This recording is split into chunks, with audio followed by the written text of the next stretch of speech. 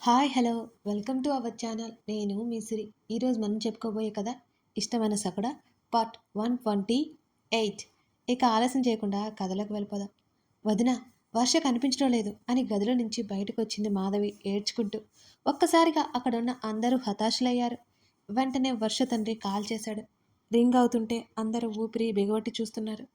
వర్ష call lift చేసింది. Speaker ఆన్లోనే ఉంది. వర్ష, ఎక్కడికి వెళ్ళావు తల్లి? ఆయన భయపడుతూనే అడుగుతుంటే, sorry daddy, I'm really sorry. ఇంత జరిగినా మీరు నన్ను ఒక్క మాట కూడా అనలేదు. అలాంటి మిమ్మల్ని కూడా వదిలేసి వెళ్ళిపోతున్నాను అని వర్ష ఏడుస్తూ మాట్లాడుతున్నట్టు అందరికీ అర్థమవుతూనే ఉంది. వెంటనే మొబైల్ తీసుకుంది మాలవిక. వర్ష, పిచ్చి పిచ్చి నిర్ణయాలు తీసుకోవద్దు, ఇంటికి రా. మాలవిక చెప్తుంటే, అత్త, నీలా మా అమ్మ కూడా ఆలోచించదేమో అన్నది విరక్తిగా. వర్ష, ఇలా వెళ్ళడం తప్పు. ఏదైనా ఉంటే మాట్లాడి తేల్చుకున్నావురా. కావాలంటే నువ్వు నాతో వద్దు. నీకు నచ్చిన రోజులు నా దగ్గరే ఉండు. రేవతి కూడా నచ్చ చెప్పడానికి ప్రయత్నం చేసింది వర్షకి. వద్దు పెద్దమ్మ, నేను రాలేను. నా మూలంగా అందరు చాలా సఫర్ అయ్యారు. మా అమ్మకి చెప్పండి, ఇక భారం దిగిపోయిందని. వర్ష మాటలకి కాసేపు అందరూ నిశ్శబ్దంగా అయిపోయారు. పార్వతమ్మ వర్ష నిర్ణయానికి ఆమెకి మాట పలుకు లేనట్టుంది. నానమ్మ, నేను నీ సొంత మనవరాల్ని కాకపోయినా నన్ను అంతకంటే ఎక్కువగా పెంచావు. ఈ ఒక్కసారికి నీ మాట వినను. సారీ నానమ్మ. వర్ష, నీతో ముఖ్యమైన విషయం చెప్పాలి. నీ డెసిషన్ కరెక్ట్ కాదు వర్ష. ఒకసారి నీతో మాట్లాడాలి. ధరణి కంగారుగా అడిగింది. ఆదిత్య ఇంకా రాకపోవడం ఆమెకు నిజంగానే కంగారు వేసింది. ఒకవైపు వర్ష తెలుసుకోకుండా వెళ్ళిపోతోంది. ఏం చేయాలో అర్థం కాలేదు ధరణికి. ఇంకేం తెలుసుకోవాలని లేదు ధరణి, థ్యాంక్ యూ. నీలాంటి అక్క చెల్లెలు ఉంటే ఎంత బాగుంటుందో అనిపించింది నాకు అని నవ్వి వెంటనే కాల్ కట్ చేసింది వర్ష. వర్ష తండ్రి మళ్ళీ కాల్ చేస్తుంటే ఆమె లిఫ్ట్ చేయలేదు. వెంటనే ప్రకాష్ వర్ష గురించి తెలుసు. మాధవి నోటికి చీర అడ్డు పెట్టుకుని ఏడుస్తోంది. కూతురి మాటలు చెంపల మీద కొట్టినట్టుగా తగిలాయి. ఆవిడని ఎవరూ కదిలించలేరు అసలు. గబగబా విషయం చెప్పడానికి గగన్కి కాల్ చేసింది ధరణి. బావా, ఆమె మాట రాకముందే నేను బిజీగా ఉన్నాను, తర్వాత కాల్ చేస్తాను అని అతను కాల్ కట్ చేశాడు.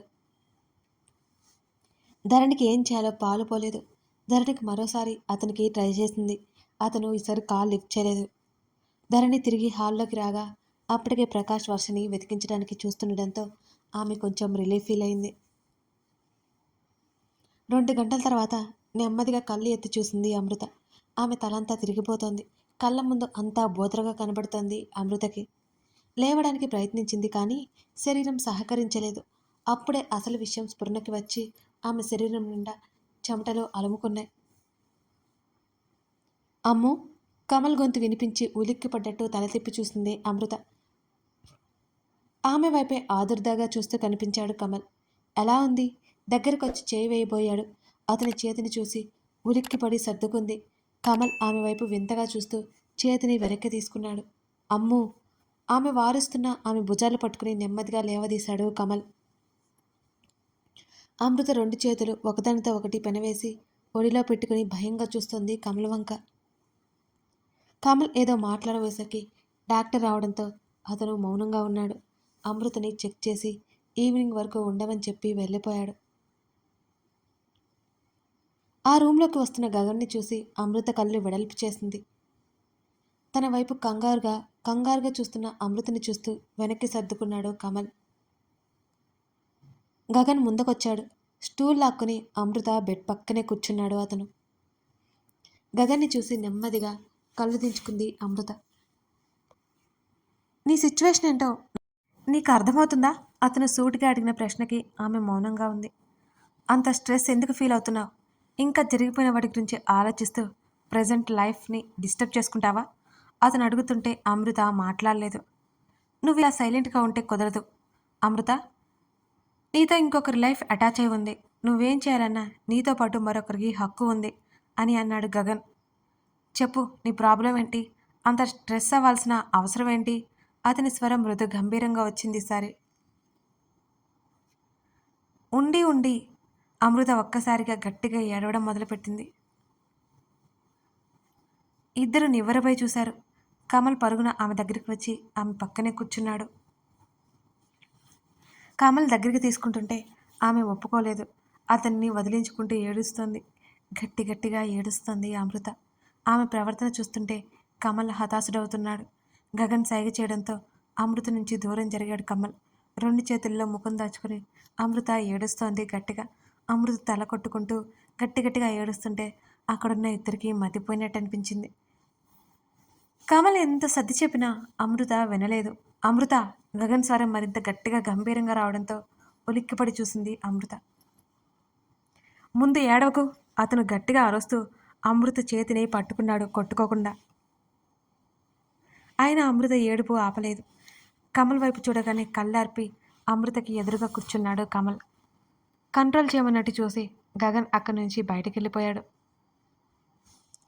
అమ్మో ఒకసారి నా వైపు చూడు, ఏమైంది చూడిటు. ఆమె ముఖాన్ని 2 చేతుల మధ్య బంధించి ఆమెతో మాట్లాడుతుంటే ఆమె అతనికి సహకరించడం లేదు అసలు. అమ్మో! కోపంగా ఆమె తలని తన వైపుకు తిప్పుకుని దగ్గరికి లాక్కున్నాడు కమల్. అతని చేతులను వదిలించుకుని కొడుతూ, నేను నష్టజాతకురాల్ని, నన్ను వదిలే అంటూ ఏడుస్తోంది అమృత. ఆమె ముఖాన్ని మరింత దగ్గరగా లాక్కొని అతని గుండెల్లో దాచుకున్నాడు కమల్. ఓపిక నశించిందో మరి ఇంకేమైందో ఆమె అతని మీద వాలిపోయి ఏడవసాగింది అలాగే. వదిలేయ్ నన్ను అంటూ ఆమె ఒక్కొక్క మాట చెప్తుంటే ఆమె ముఖాన్ని దగ్గరికి తీసుకుని ఐ యామ్ విత్ యూ అమ్మో. అతని జీరబోయిన స్వరం, కళ్ళల్లో నీళ్లు తేలియాడుతున్నాయి అతనికి. అతని పెదవులు ఆమె పెదవులని తాకాయి ఆ క్షణం. చల్లలేనట్టు అలాగే చూస్తుంది అమృత. ఆమె కదలికలన్నీ ఆ క్షణం ఆగిపోయి కనిరెప్పలు రెపరెపలాడుతున్నాయి. ప్లీజ్ ప్రశాంతంగా ఉండు, అర్థమవుతుందా? గగన్ కూడా ఇక్కడే ఉన్నాడు. ఒకసారి మార్నింగ్ నించున్నారు, ఒకసారి మాట్లాడతాడు విను. నీకు ఇబ్బంది అయితే కావాలంటే నేను వెళ్ళిపోతాను అంటూ ఆమె నుంచి దూరం జరుగుతున్న అతని చొక్కా అప్రయత్నంగా పట్టేసుకుంది అమృత. నెమ్మదిగా ఆమె చేతిని విడిపించుకొని గగన్ అంటూ పిలిచాడు. కాసేపటికి గగన్ లోపలికి వచ్చాడు. కిటికీ దగ్గర గోడక ఆనుకొని నిలబడి బయటకు చూస్తూ ఉన్నాడు కమల్. అమృత బెడ్కి పక్కన చైర్లో కూర్చొని, అమృత నీ ప్రాబ్లం ఏంటో చెప్పు, దానికి సొల్యూషన్ ఆలోచిద్దాం, అంతేకాని నువ్వు ఇలా ఓవర్ స్ట్రెస్ అవ్వద్దు. నీ ప్రాబ్లం ఏదైనా సరే నీకంటే ఎక్కువ కాదు కదా. అతని మాటలకు తల ఎత్తి చూస్తుంది అమృత. దానికంటే ముందు ఒకటి మాట్లాడాలి. ఏంటన్నట్టు చూశాడు గగన్. కమల్ మరో పెళ్లి చేసుకోవాలి, అమృత నెమ్మదిగా చెప్పింది. కమల్ చివ్వున వెనక్కి తిరిగి చూశాడు. గగన్ ముఖం చిట్లించి చూశాడు ఆమె మాటలకి. ఏం మాట్లాడుతున్నావు? నీకు తన వాల్యూ అర్థం కావట్లేదు అమృత. గగన్ గొంతు గంభీరంగా వచ్చింది.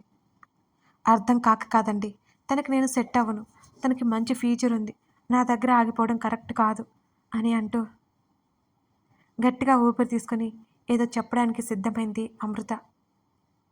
ఆమె మాట్లాడబోతుండగా ఆమె కళ్ళల్లో నీళ్ళు తేలి ఆడుతున్నాయి. పెదవులు అదిరాయి, కంఠం వణికింది. ఇద్దరు ఆమె చెప్పబోయే దానికోసం చూస్తున్నారు. నేను నేను ప్రెగ్నెంట్ అంటూ ఒక్కసారిగా ఏడ్చేసి చేతుల్లో ముఖం దాచుకుంది అమృత. అది ఊహించని ఇరువురు స్థానువై చూశారు. చల్లరహితంగా కూలబడిపోయాడు కమల్. అతనికి ఊపిరి ఆగిపోయిన ఫీలింగ్ కలిగింది. నమ్మలేనట్టు చూశాడు గగన్. నెమ్మదిగా తల తిప్పి చూసిన అమృతకి కమల్ పరిస్థితి చూసి ఇంకా ఏడుపు ఎక్కువైపోయింది. అమృత ఇంకా వెక్కి ఏడవసాగింది. వాళ్ళకంటే ముందుగా తేరుకున్నాడు గగన్. లేదు అమృత, ఆ ఛాన్సే లేదు అన్నాడు ఖచ్చితంగా అతను. ఆమె తల అడ్డంగా ఊపుతూ ఏడవసాగింది. లేదు, నేను ఇవాళ చెక్ చేసుకున్నాను, ఆమె వెక్కిలి మధ్య చెప్పింది. నేను ఆల్రెడీ చెక్ చేయించాను అమృత. గగన్ మాటలకు నమ్మలేనట్టు చూశాడు అతను. ఆమె చేతులు కిందకు దించి అతని వైపు ఆశగా చూసింది. అవును, డాక్టర్ ఆ విషయం గురించి నాతో మాట్లాడింది. ప్రాసెస్ చూడమని చెప్పాను ఆ రోజే అని గగన్ చెప్తుంటే, కానీ నేను చెక్ చేసుకున్నాను అని ఆమె చెప్తుంటే, అదంతా కాదు, ఇప్పుడు చెక్ చేయిద్దాం. నువ్వు అనవసరంగా తొందరపడి కంగారపడి హెల్త్ పాడు చేసుకోవద్దు అతను సీరియస్గా చెప్పి కమల్ వైపు ఒకసారి చూసి బయటికి వెళ్ళిపోయాడు. అతని ముఖం చూపించలేనట్టు తల కిందకు వంచేసుకుంది అమృత. ఎప్పటికో తేరుకుని ఆమె దగ్గరికి వచ్చాడు కమల్. అతని వైపు చూడలేదు అమృత. ఒకవేళ ఇది నిజమైతే ఈ బిడ్డ నాకొద్దు, అమృత వెక్కిల్ని మధ్య చెప్పింది. కమల్కి ఏం మాట్లాడాలో అర్థం కాలేదు ఆ క్షణం. ఏం కాదు, గగన్ చెప్తున్నాడుగా. అతడు మరో చేత్తో కళ్ళు తుడుచుకొని అమృత తలని తనకి దగ్గరగా లాక్కున్నాడు. అతని పొట్టకి తలానించి ఏడవసాగింది అమృత. మరో అరగంటకి టెస్ట్ కూడా అయిపోయింది.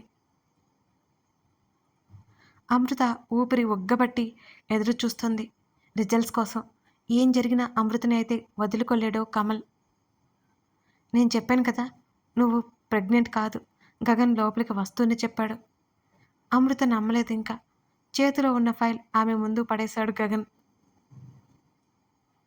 లేదు, నేను చెక్ చేసుకున్నాను. మరి ఎందుకు అలా వచ్చింది ఆమె అడుగుతుండగానే వెనకే వచ్చిన డాక్టర్, కొన్ని ఫేక్ కిట్స్ ఉంటాయి మేడం అనగానే నిజమా అన్నట్టు చూసింది అమృత. అవును, మీరు ప్రెగ్నెంట్ కాదు అని అన్నాడు అతను. కమల్ గుండెల మీద నుంచి పెద్ద భారం దిగిపోయిన ఫీలింగ్ కలిగింది అతనికి. అతని చెయ్యి అమృత భుజం మీద బిగుసుకుంది. ఆగిపోయిన ఊపిరి అందినట్టయింది అమృతకి. డాక్టర్ గగన్ మాట్లాడుతున్నారు.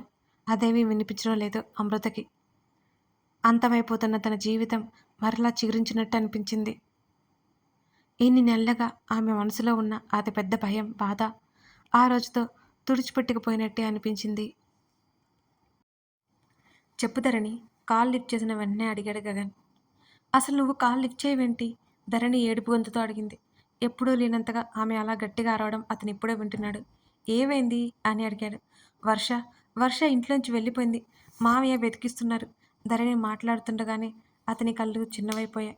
ఎప్పుడు జరిగింది? మార్నింగ్ వర్ష కనిపించలేదని వాళ్ళ అమ్మ చెప్పింది. అప్పటినుంచి మావయ్య వెతికిస్తున్నారు. అయినా కనిపించలేదు అని ధరణి అనగానే, నేను కనుక్కుంటాను, ఊరికే ఏడవకు అని కాల్ కట్ చేశాడు అతను. ధరణి తిరిగి హాల్లోకి వచ్చింది. మాధవి తల కొట్టుకుని మళ్ళీ ఏడుస్తుంటే మాలవిక ఏదో చెబుతోంది ఆవిడకి. అసలు ఈవిడ మామూలుగా మాట్లాడితే బాగుండేది. వర్ష ఇంట్లో నుంచి వెళ్ళిపోయేది కాదు అనిపించింది ధరణికి. ప్రకాష్, ప్రతాప్, వర్ష తండ్రి ముగ్గురు వచ్చారు. ఏమైనా తెలిసిందా అంటూ మాలవిక ఎదురు వెళ్ళింది. గగన్తో పాటు వస్తోంది. ప్రకాష్ మాటలకి అందరూ ఒక్కసారిగా ఊపిరి పీల్చుకున్నారు. అసలు ఎక్కడికెళ్ళిందట? తెలియదు, గగన్ కాల్ చేశాడు, తనతో పాటు తీసుకొస్తాను అంటూ ప్రకాష్ సోఫాలో కూర్చున్నాడు. నేను దాన్ని ఏమీ అన్నా. వదిన, ఇంకోసారి ఇలాంటి పని చేయొద్దని చెప్పండి. ఆమె మరలా ఏడుపు మొదలుపెట్టింది మాధవి. ఎవరు ఏం మాట్లాడలేదు. వర్ష క్షేమంగా ఉన్నందుకు కాస్త కుదుటపడ్డారు. తల్లి ఒడిలో తలపెట్టుకుని కింద కూర్చుంది ధరణి. ధరణి తల మద్దిస్తూ మాలవికతో మాట్లాడుతుంది రేవతి. వారి మాటలు వింటూ మౌనంగా కళ్ళు మూసుకుంది ధరణి. ధరణి, రేవతి పిలుపుకి ఆలోచనలో ఉన్న ధరణి పలకలేదు. నేను దీన్ని తీసుకెళ్తాను వదిన, మాలవికతో చెప్తోంది రేవతి. ఇంట్లో ఏదో ఒకటి జరగడం, ధరణి డిస్టర్బ్ అవడం చూస్తూనే ఉంది మాలవిక కూడా. వస్తారంటే తీసుకెళ్ళు, నాదేముంది మాలవిక చెప్పింది ధరణి వైపే చూస్తూ. వారిద్దరి మాటలు వింటోంది కానీ మరేదో ఆలోచనలో ఉన్న ఆమె ఆ మాటలు పట్టించుకునేలేదు. ధరణి, వస్తావా? రేవతి చెంప మీద చిన్నగా తట్టింది కూతురిని. పరధ్యానంగా పలికింది ధరణి. మళ్ళీ కళ్ళు మూసుకుని తల్లి కాళ్ళ మీద చెంపానించింది. తనకి గగన్కి మధ్య జరిగిన వాదన గుర్తుకొచ్చింది ధరణికి. ఇంకా విషయం గురించి ఆలోచిస్తుంటాడా? తన మీద కోపంగా ఉన్నాడా? అసలు ఎలా మేఘన గురించి తను తెలుసుకోవాలి? అడిగితే ఫ్రెండ్ అంటాడు. అతనికి ఫ్రెండ్ కానీ మేఘన అలా అనుకుంటుందా? తమ మధ్య ఏదైనా డిస్టర్బెన్స్ క్రియేట్ అవుతుందా? అదుపులేని ఆలోచనలు ఆమె బుర్రని తొలిచివేస్తున్నాయి. తల్లి ఒడిలో నిద్రపోయింది ధరణి. అది గమనించి రేవతి సరిగ్గా కూతురు తలని ఒడిలోకి సర్దుకుంది. వదినా, వీరిద్దరు బాగానే ఉంటున్నారా? రేవతి అడిగింది. మాలవిక అయోమయంగా కాస్త ఆశ్చర్యంగా చూసింది. నీకు అనుమానం ఎందుకు వచ్చింది రేవతి అని అడిగింది మాలవిక. ధరణి ముఖం చూస్తేనే అర్థమవుతుంది. ఆ కళ్ళు, ఆ ముక్కు చూడు, ఏడ్చినట్టుంది. చిన్న చిన్న వాటికి ఏడుస్తుందని ఊరుకున్నాను కానీ పెద్ద పెద్ద మాటలు మాట్లాడడం, పరధ్యానంగా ఉండడం పిలిచినా వినిపించుకోవట్లేదు. అడుగుతూ నెమ్మదిగా ధరణి తల నిమిరింది రేవతి. నాకలా ఏమీ కనిపించలేదు. ఎక్కడికో సరదాగా బయటికి వెళ్ళి వచ్చింది. గగన్ కూడా చాలా మామూలుగా ఉన్నాడు ఆలోచనగా అన్నది మాధవి. మరి వర్ష గురించి ఏమైనా ఆలోచిస్తుందేమో, అదే అయింటుంది అనుకున్నారు ఇద్దరు.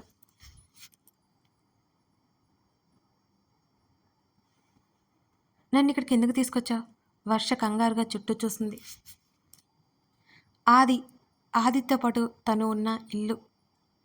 షటప్ వర్ష! గగన్ అరిచిన అరుపుకి ఆమె ఉలిక్కిపడి చూసింది. పిచ్చి పనులు చేయకుండా కొంచెం ఆలోచించే ఏదైనా అన్నాడు ఆవేశంగా గగన్. నేనేం తప్పు చేయట్లేదు. ఆమె ఏడుపు బిగపట్టుకొని చెప్పింది అతనితో. తప్పు చెయ్యి, కానీ ఆ తప్పు నీకు యూజ్ అయ్యేలా చెయ్యి. మ్యాటర్ అది కాదు అన్నాడు విసుగ్గా గంభీరమైన స్వరంతో. నాతో ఎందుకు ఆదిత్యని కలపాలని చూస్తున్నావు అని అడిగింది వర్ష. ఇంకొక మాట మాట్లాడవంటే ఏం చేస్తానో కూడా నాకు తెలీదు. నాకేం అవసరం అని అరిచాడు. వర్ష అలాగే చూస్తోంది అతని వంక. నిన్ను తీసుకొచ్చింది నీకోసం కాదు, నీకంటూ ఒక ఫ్యామిలీ ఉంది, అందుకోసం. నీ పర్సనల్ లైఫ్ అంటావా, అది నాకు అనవసరం.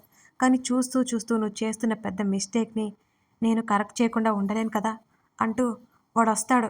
ఏం మాట్లాడతావో మాట్లాడు, ఆ తర్వాత ఎక్కడికి వెళ్ళాలనుకుంటావో వెళ్ళు, నీ ఇష్టం చెప్పేసి బయటికి నడిచాడు అతను. అప్పటికే తల తిరిగిపోతుంటే సోఫాలో హాల్లో కూలబడింది వర్ష. గగన్ ఇంటికొచ్చేసరికి అందరూ చాలా ఎదురు చూస్తున్నారు. వర్ష ఎక్కడ ఉంది గగన్ అని ఆతృతగా ముందరకొచ్చింది మాధవి. మీ ఫ్యామిలీ మ్యాటర్‌లో నేను ఇన్వాల్వ్ అవ్వడం బాగోదు కదా అని వదిలేసి వచ్చాను. అతని నుంచి ఆ మాటలు ఊహించని ఆవిడ నివ్వెరబోయింది. గగన్ వారింపుగా పిలిచింది మాళవిక. తనకు రావాలనిపిస్తే వస్తుంది, లేకపోతే లేదు. సేఫ్‌గానే ఉంది. డోంట్ వర్రీ అంటూ విసుగ్గా అనిపిస్తుంటే మెట్ల వైపుకి అడుగులు వేశాడు. అతను వెళ్ళేసరికి ధరణి పడుకుని కనిపించింది అతనికి. అతను ఫ్రెష్ అయ్యి రిలాక్స్డ్‌గా కూర్చున్నాడు ఆమె పక్కనే. అతనికి ఒక్కొక్కసారి అనిపిస్తుంటే అనిపిస్తుంటుంది, ఎవరి లైఫ్‌లో మరొకరి ఇన్వాల్వ్‌మెంట్ లేకపోతే ఆ మనిషి ప్రశాంతంగా ఉంటాడని. ఈ రిలేషన్స్ అంటే అందుకే అంత చిక్కియేమో. అవి పద్మవ్యూహం లాంటివి. అంత త్వరగా వాటి నుంచి బయటపడలేం. అలాగని ఊరుకొని కూడా ఉండలేం. మన వాళ్ళకి అవసరం వస్తే ఖచ్చితంగా అసలు ఊరుకొని ఉండగలమా? ఉంటే లైఫ్ ప్రశాంతంగా ఉంటుందేమో, కానీ అది అయితే సాధ్యం కాదు. అప్రయత్నంగా ధరణి వైపు చూస్తూ ఉండగా ఆమెకి అతనికి మధ్య జరిగిన వాగ్వాదం గుర్తొచ్చింది అతనికి కూడా.